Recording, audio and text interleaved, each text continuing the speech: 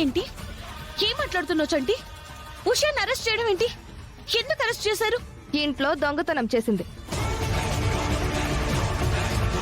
అందుకే నేనే అరెస్ట్ చేయించాను.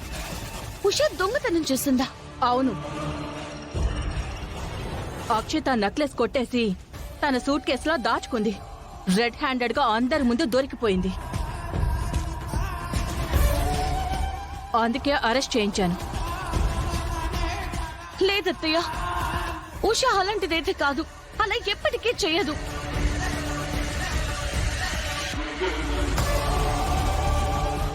ఆహాహా, ఉషా అలా చేయదండి.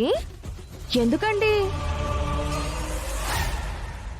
ఓ, మీరు తీసుకొచ్చి ఇంట్లో పెట్టారు కాబట్టా అండి?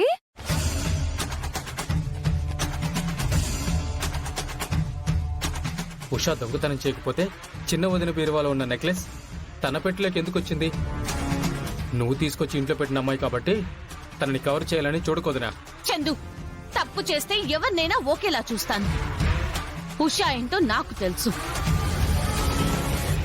ఏమండి, ఉషాకి దొంగతనం చేయాల్సిన అవసరం లేదండి.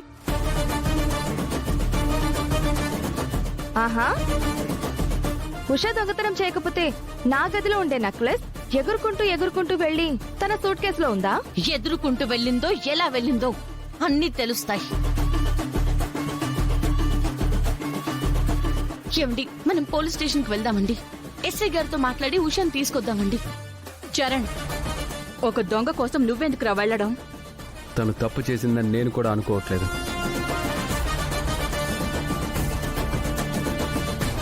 అందుకే తన కోసం పోలీస్ స్టేషన్కి వెళ్తున్నాను. పద పల్లవి. చరణ్,